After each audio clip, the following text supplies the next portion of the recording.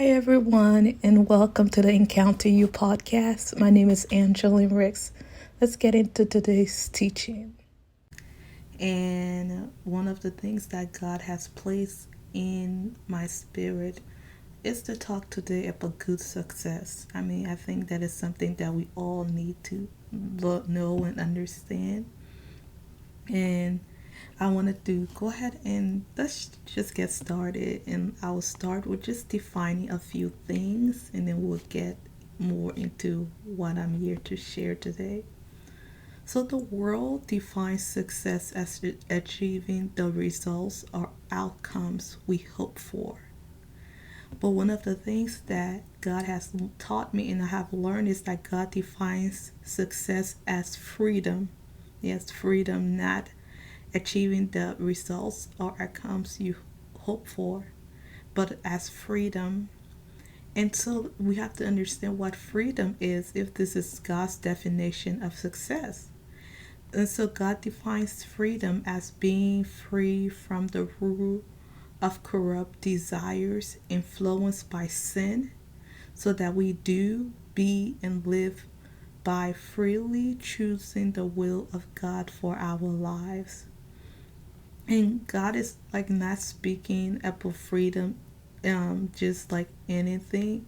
Like God is caring, God is purposeful about how you live in that freedom that you live in, and what freedom is, because the truth of the matter is sin has corrupted the ways the way we think, the way we act, the way we live. It has influenced every aspect of our lives. Believe if you believe it or not, it has. And because it has influenced every aspect of our life, there are consequences aligned to the reaches of sin in humanity, in our lives, in our nature, in our DNA, in everything that we can do. And so we have to be conscious of that sin is active, that it is there, that is in our mind. It influences how we think, who we think we are, and we have to question those things. Like, is this really what I think, how I think? Is this how sin is influencing my thought process, influencing my life? And that's why God wants us to walk in freedom, because from freedom we are able to walk, do, be, live, choosing freely the will of God for our lives, based on the understanding, based from the source, the place of God's will, and not from sin. So God, freedom, true freedom, which is only in God, it is only by God, it is only of God, is the source that is able to help us to think the way that we need to think, live the way we need to live. And so God is speaking about freedom in your heart. That is, the seed place where, you feel the world, you exist, you experience the world, you make decisions to from your heart, based on your heart. And if your heart has been affected, you do not make good decisions. Uh, he is speaking about freedom in your mind. That is when your mind has to be transformed. It has to be renewed, so that it is thinking based on the level that God's thinking. And this is what faith is. Faith is not just the substance of things hoped for and the evidence of things not seen. Faith is the language of the mind, of the heart. Like, if it is the language of God, it is the language of the possibilities that exist only in God. And so that's why God desires us to have faith. And this is why we cannot even please God if we don't have faith, because it is the language that God originally created us, has placed in our hearts, in our minds, in our mouths. And sin is the language that says it is impossible, or this cannot happen. And so freedom, and God is also, after speaking about freedom in your life, God wants you to be free to live the life that He has desired for you, the life that produces the version of you that He has created. And so God is speaking about freedom in your heart, freedom in your mind, and freedom in your life, because He wants you to be free. You have to be free to be able to do and accomplish the will of God. Those who are in bondage cannot do what God is calling them to do. God cannot, do the things to manifest Himself at the level, at the capacity as he desires. And so God does not rest in our lives. He doesn't rest in your life until you live and walk in that freedom. And that is why, as long as you are alive, God is consistently working in your life, so that you are daily walking in that freedom. You are daily manifesting that freedom in the earth and in the world, so that's how you become the light in the world, in the darkness. You see, because for God, freedom is not an idea or an illusion. We know the world has a lot of illusions concerning freedom. I mean, if you look at nations, their constitutions and all of those things, they always have freedom at a cost. Like their freedom at the cost of the minorities, freedom at the cost of, the marginalized. But God's freedom is inclusive of all. There is no marginalized. There is no inside group or outside group. God's freedom is spread to all people and all men and all women, as God desires. And so for God, freedom is where we walk in power, in authority, and fullness of who He has called us to be, He has called us to be, generally who He has called us to be in the earth. And so we cannot walk in total freedom unless we are walking in power, we are walking in authority, and the fullness of who He has called us to be, because that is what He called Adam, and He called the woman who later was renamed Eve in the beginning of creation to do: walk in power, to walk in authority, and to walk in the fullness of who we are. And this is why being engrafted into God through Christ, being in Christ, is so important, because it creates us to become that new creation, that creation that is reflective of what God created Adam and Eve in the beginning of creation, the woman in the beginning of creation, to be in the earth as He had planted and purposed for their lives. And so now we're talking about good success on this episode. So I want to talk about like good success. I mean, and understand that for our lives. And so the revelation of good success is living God's way. And I think that is something that we all have to engraft into our memory. If you have a post-it note that you put somewhere, like to read as your affirmations. I know people do that. I don't do it myself because I don't know. I don't believe in affirmations, but I do believe in speaking out the will of God for my life in prayer, and just reminding myself sometimes. And so the revelation, like if you do that, I will write somewhere that the revelation of good success is living God's way. That is what a good success is: living God's way. It's living in the will of God, living the way God created you, God purpose for your life, and it's living in His way. And so one of the things last week on the podcast, we talked about fire drills. We talked about fire drills, and the purpose of fire drills.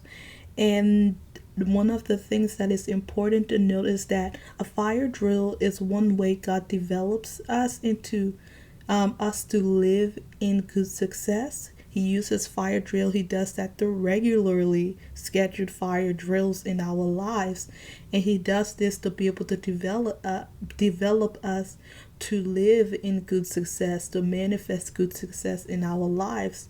And just a little recap. in the US, fire drills are meant to prepare people in the workplace for a fire emergency.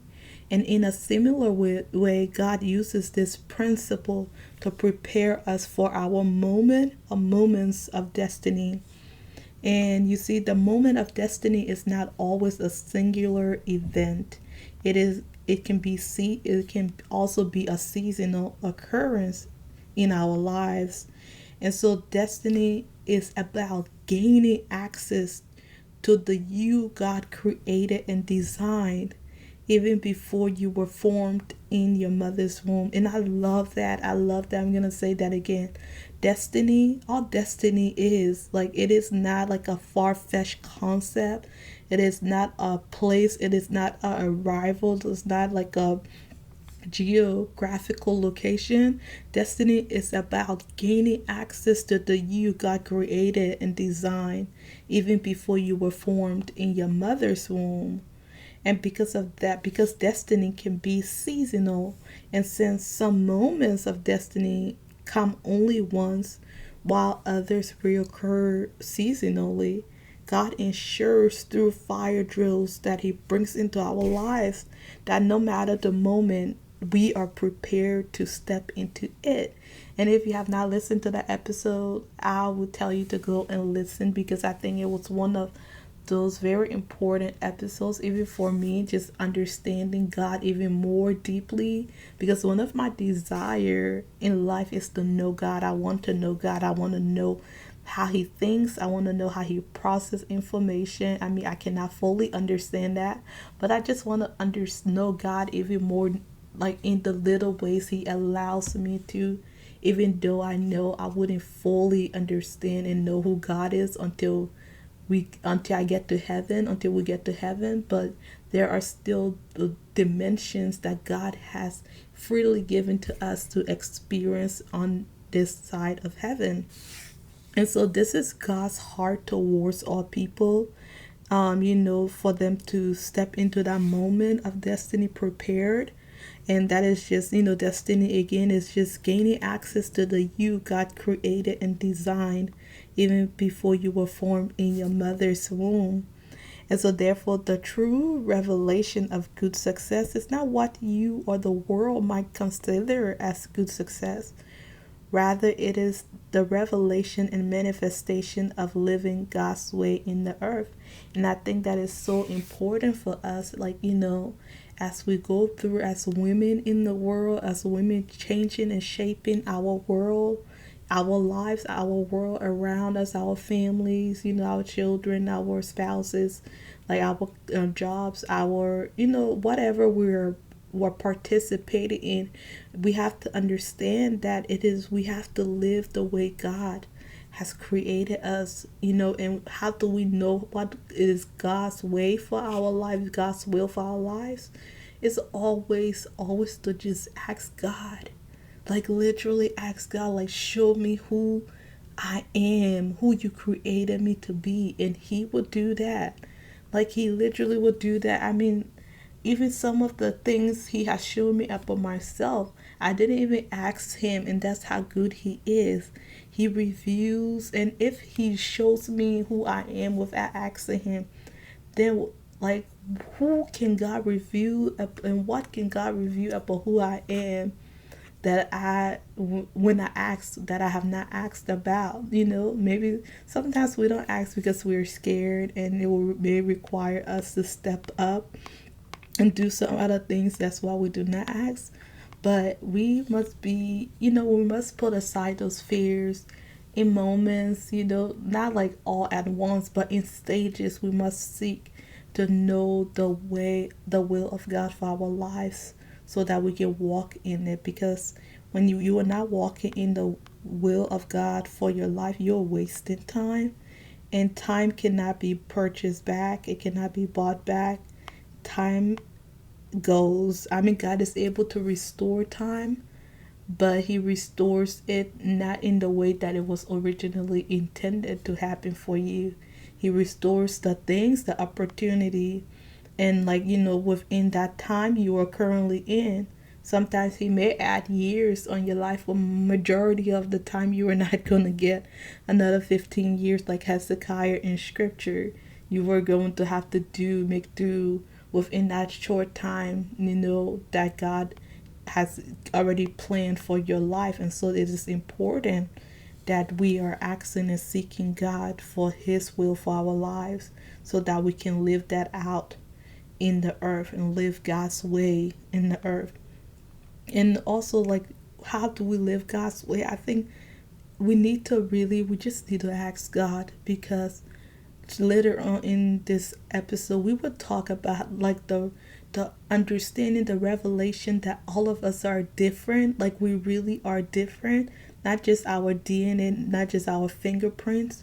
We're so different that what God considered good success for you is not what he considers good success for me, because we all are different. We all have a different purpose, a different plan on the earth. It may seem similar, it may be called to the same thing, for example, to be a teacher, but how he wants you to be a teacher, or how he wants you to be a mother, or how he wants you to be a wife, they function differently. They're lived out differently based on each individual. And if you're trying to copy, some of the good things that someone else and imitate it, and you will be looking at God saying that you have failed in my mission, in my purpose for your life, because we are each originals. And yes, there are some principles that we can take, but you have to be the one to ask God, is this something that you want me to learn? Is this something you want me to imitate in my life? And most of the time, like 50% of the time, he will say yes. The other 50% of the time, he will say no, because sometimes he wants you to do something differently. Because, for example, that child may not need you to be yelling at them. They may just need you to be there to comfort them and talk to them. And so based on their personalities, or your husband, he may not need a wife who cooks every night, or do something every night on those little 5 steps or how to keep a happy marriage. He may just want you to, like, like, travel with him. That is something that is more important. Spend time, quality time. And so you have to be able to ask God, like, God, like, who do I need to be for this person you have brought into my life, for this child, for this husband, for this company, for this territory, for this region, for this nation? And he will reveal that plan. And the reason some of us don't ask, because it may go counteractive to the way things are going. And we all want to be accepted, and we all want to be, we all want to be loved, we all want to be within the crowd, we don't want to stand out. But God didn't call us to blend in. None of us are meant to blend in. We're all supposed to stand out. By standing out in your way, enables and empowers the next person to stand out freely in their truth that God has created them to be. And so we are all called to stand out. And I think that is really important for us to note and for us to require, as we continue this journey called life. And so the person God placed in my heart for this episode was Abraham. Well, yeah, Abraham. I mean, we know him as Abraham, but he was first Abram, and then he became Abraham. God changed his name. And Abraham is not a good example of what good success looks like, because he did it his way or the world's way. Abraham is actually the example of good success because he did it God's way. You see, it is because Abraham modeled what it means to live according to God's plan. God's plan, and will for his life. That makes it possible for us today to do the same thing, to be able to live, according to God's plan for our lives, to do that. And that was the person God was placing in my heart for this episode, Abraham. And so if you're unfamiliar with the story of Abraham, you should read Genesis chapters 12 through 25. It will give you a complete understanding and story about the information we know about Abraham, and I think it's really important to read it as well. Because you will take some other things away. And I'm just going off just where God wants me to for this episode. And so I want to read a short passage about Abraham found in Genesis 14 verses 16, and I want to read from the NASB.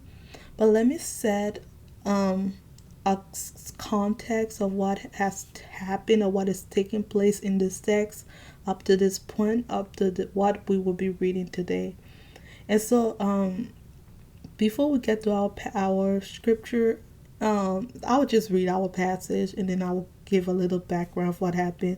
And it reads, Genesis 14:16 reads, he brought back all the possessions and also brought back his relative Lot with his possessions and also the women and the other people.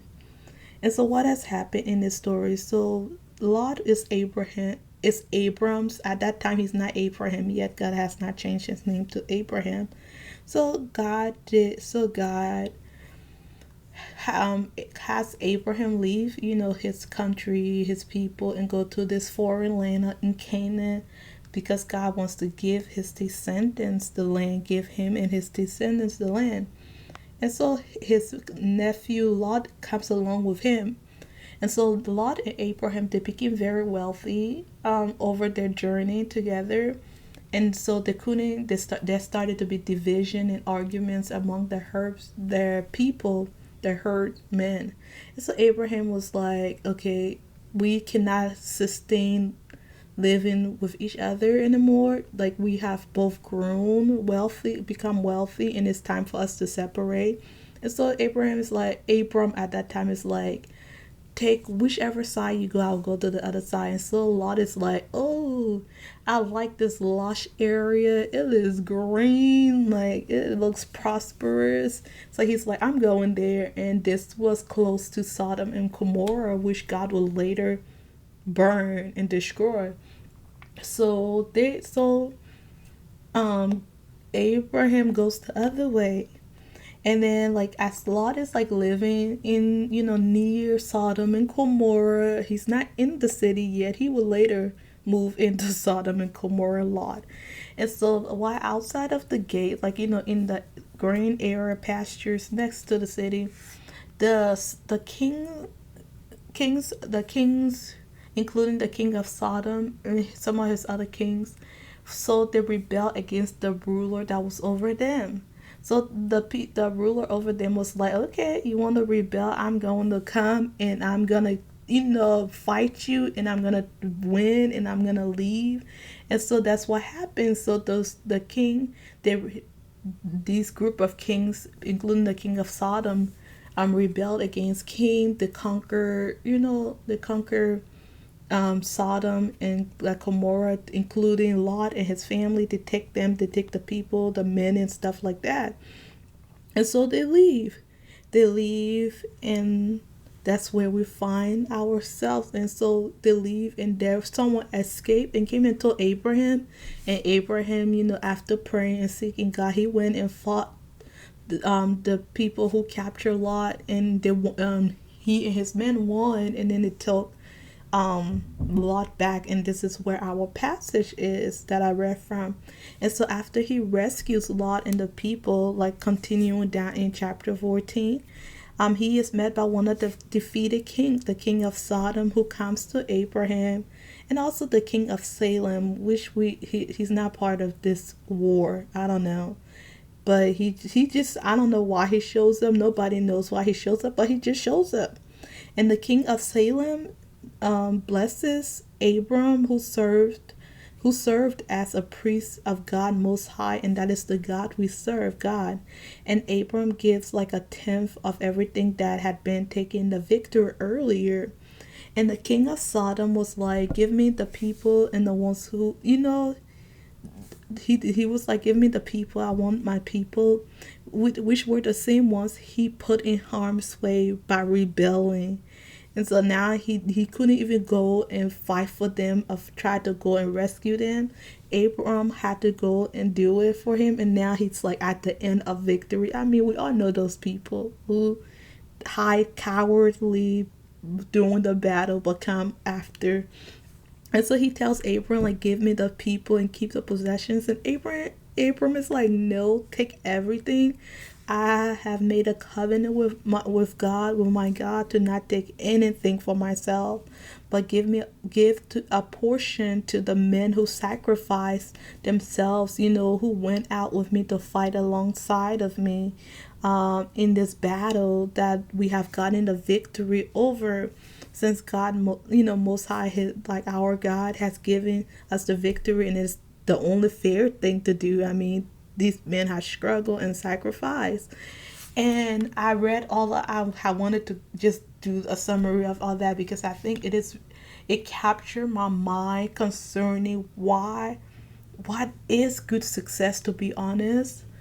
Because the purpose of good success is living God's way, according to God's way. And it is God's way to get the glory in everything that we do. It is not for us to get the glory.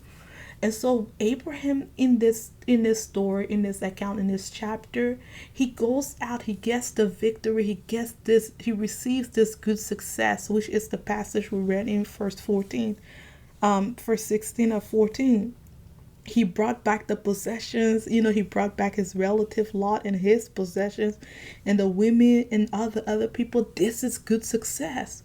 And a lot of people enjoying this good success will want to take, the possessions, take the thing they were like, I want it in the war, I earned this, I did this for this. But Abram at that time, he didn't think of it as that.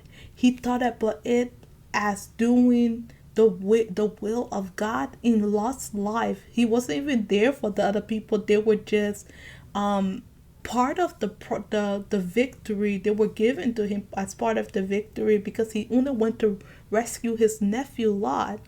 And so Abraham, instead of taking the possessions and like, okay, I am going to be a very wealthy man. Like, look at these spoils I've won, these treasures I've gotten, these people who can become slave. He releases them. He sets them free. And that struck me. Like, the whole passage struck me because I was like, according to the ways of the world, that is foolishness. That is not what success look like. Giving away the victory, the rewards of your victory. Good success look like retaining the reward of your victory. And like, when God put this passage in my heart, I was like, why? Like, there are other passages of Abraham, of the story of Abraham, that is like, now that are much better examples of good success. But this part is that victory is not about the reward. Good success is not about the physical reward that we want to receive. It is about living in a way that honors and glorifies God. We have to live and walk in a way that glorifies God because He alone is worthy of our praise. And that is why later in Abraham's life, in chapter 24 verses 1, we read that let me go. Like, we read that now Abraham was old, advanced in age, and the Lord had blessed Abraham in every way. In every way, the him leaving on the table what he left when he won this battle in chapter 14, he gains it in other ways because God is the one that is glorified. God is the one that brings the success. Yes, you may have to fight for it, but not in the way that you are thinking that God is going to bring the victory to you. No, God is always going to bring the reward of victory, but He does it and manifests it in His way, for His glory, for His purpose. And if Abraham had taken this reward earlier on, everywhere he went, that the king of Sodom will get the glory that he and his people made Abraham rich. Abraham will later become Abraham rich. And that was not the case, because we see that Abraham was the one that went in battle. He fought for those things, the people, for the possession, to return them back. But because it didn't belong to Abraham, and I think that's what a lot of us, we feel as believers, as women, and just as people in general, we do not understand the way God considers success. We do not understand it. Neither do I. I'm learning, and I'm learning alongside you all. But success requires living the way and doing the things that God asks of you at any moment. For Abraham to decide that I am not going to take anything, had to be because God was like, do not take anything, in this battle. Yes, I'm going to give you the victory. Yes, I'm going to bring, like, there, you're going to see this wealth, this thing, but this is not for your glory.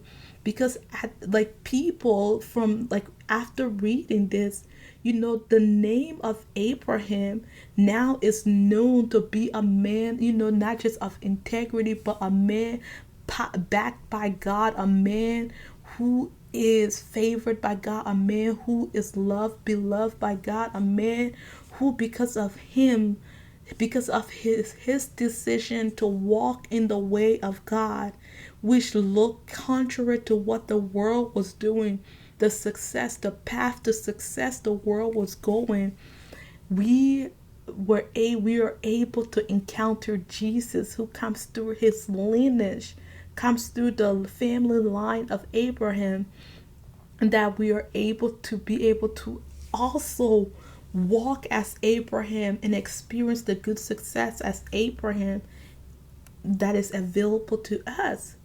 Because good success doesn't look like success at all dooms at certain moments, but when we could get to the end and look back in retrospect, we understand that this is success. The path to success looks different based on each individual. And that is something that I am learning, that I am also growing into understanding this principle of success, of what success looks like, of what, because for this world, success looks like, having big cars, a house, money, traveling. That is not success. And we know it's not, because the fruits of those things are, people are depressed, people are killing themselves. That's not what God considers success. Yes, God defines success as freedom, and freedom means that, we are able to walk the way God desires. And we know that because God is the one that makes rich and adds no sorrow. Like, the riches of God is not there when we're successful in God. It is not there to bring us sorrow. Yes, it adds weight to us, but that's why God is with us, to be able to. Jesus is the one that carries the weight of the success when we lay it onto him and just enjoy and take on his burden and seek him and, like, live according to his will and his purpose for our lives. And so that is something I think that we should all be encouraged and reminded of. And as I was, thinking, and, like, when this first came to me, the word success, the first image that came to my mind was a vine. And so think it was a vine, like, you've seen vines, like plant vines, like, or like, some on side of houses, like on the how you call it, pergola, on, like, different things, like on the side of the road or whatever. And so I needed to understand what a vine is and what its purpose is. And so I did a little digging for all of us, to help us, including myself, to understand this. So a vine is defined as a plant whose stem requires support and climbs or sprawls. And this is important, to be honest. It is really important to understand, because when we walk in our gardens, and see a vine, It may look beautiful, like it is. I mean, some vines are beautiful. The flowers produced are beautiful. I've watched a lot of HGTV, and they are beautiful. I can attest to that. But that is not its purpose. Its purpose is not to be beautiful. I mean, to our eyes it looks beautiful, but that is not its purpose. That is its purpose. And, in the earth, it is its purpose. Its purpose is to reach higher or spread over a larger area for better sunlight exposure to deter pests and animals that wants to destroy it or to compete for resources with other plants. So in essence, the vine is there for survival. That is its essential purpose. That literally is its it is focus, its main point.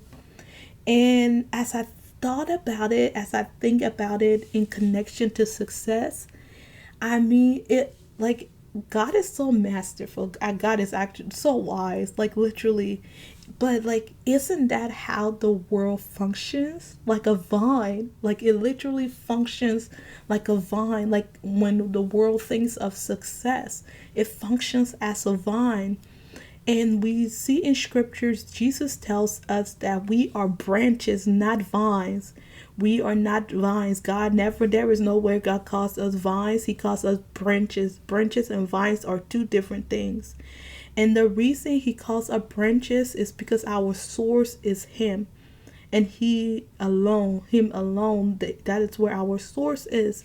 And when we function outside of him, we have to become vines in order to find what we call success, but what God calls failure. You see, God have not called us to be the source of our success. No, he have not called us to be the source of our protection. He most certainly has not called us to be in competition with one another. Like that is the whole purpose of a vine, is survival. And when we do these things, when we try to be our own protector, when we try to create our own success, manipulate to create our own success, and like compete with each other, we are acting as vines. We're not acting as branches. We're not acting as children of God, as daughters of God, as sons of God in the earth. And those are all symptoms of how fallen our world is and how a fallen world operates. When and he put this picture in my mind because he wanted me to understand the purpose of how the world operates when it comes to success.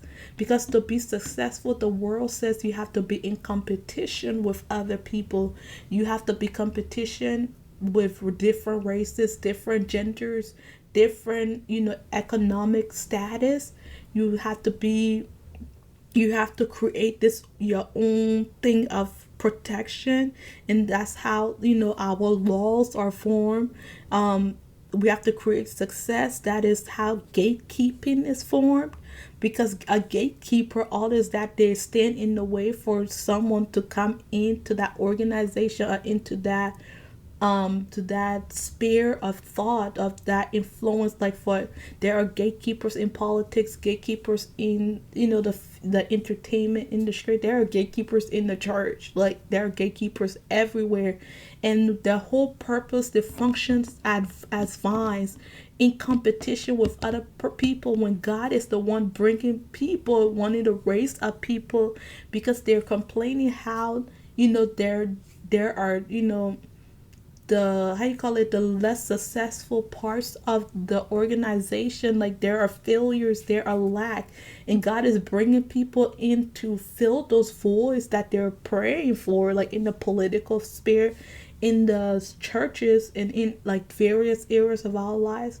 But then people are acting as gatekeepers because they're feel threatened or in competition with that person who they see the hand of God on, without recognizing that maybe, just maybe, the hand of God is also on my life, on their life.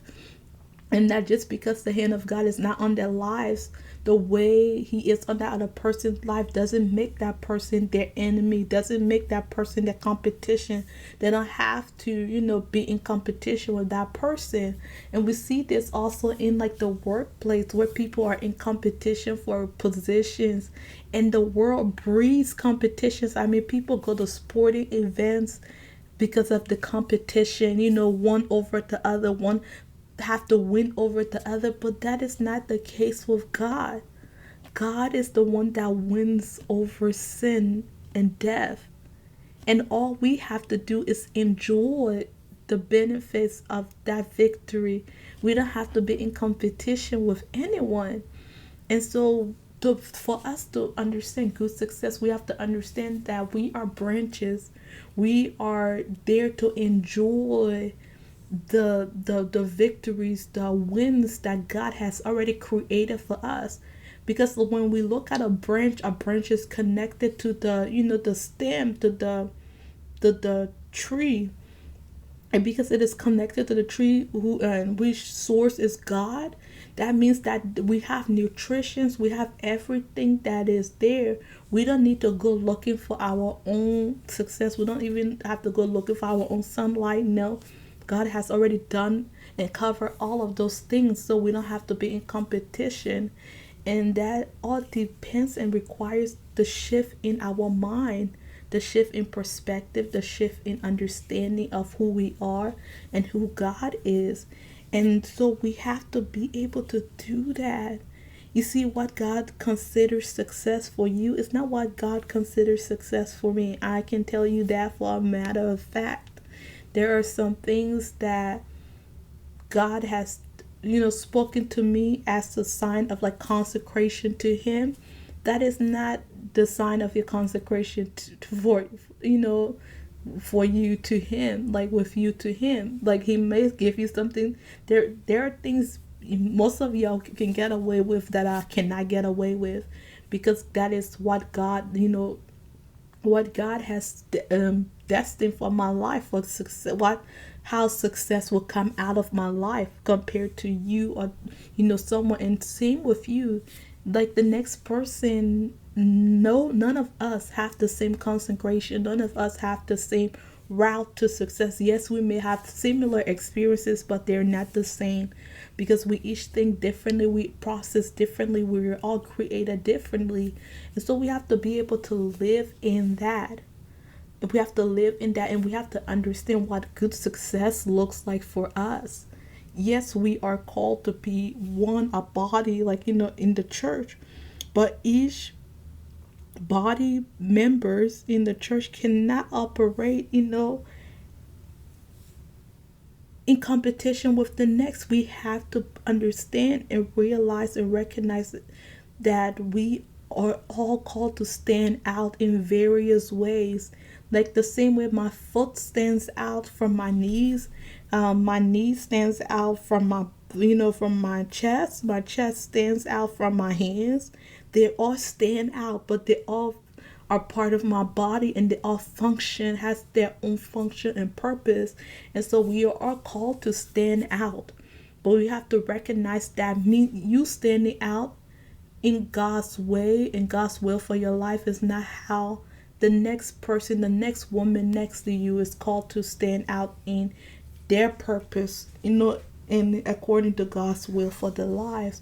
And so the one of the things I want to leave you with today as we come to a close is that you should desire, you must seek the will of God for your life. You must seek to understand the way God desires for you to live out your life, to carry out your life, even when it is different from what you have seen, even when there is no example, there is no blueprint. You still walk it out, because that's how success comes. That's how good success comes. When you are not walking out that way, you are not walking in good success. You are walking in corrupted success.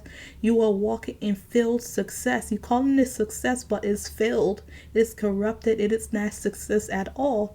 Because good success is walking in the freedom, the way that God desires for you to walk in every point of your life, every day of your life, every second of your life.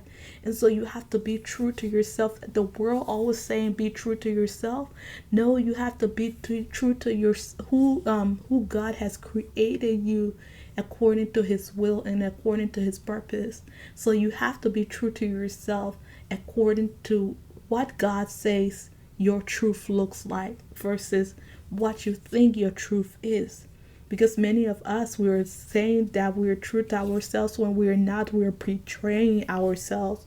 We're betraying ourselves because we're not living according to the will, the blueprint, the plans of God concerning our lives. And I think that's something that we have to change. We have to talk about. We have to wrestle with. And we have to come out better than before, than ever. And so I am going to leave you with this, or with these thoughts, and to just meditate on them, and see God, and meditate on what He is revealing concerning His ways, His plans for your life, and how He wants you to walk that out. Thank you for listening to the Encounter You podcast. See you next week.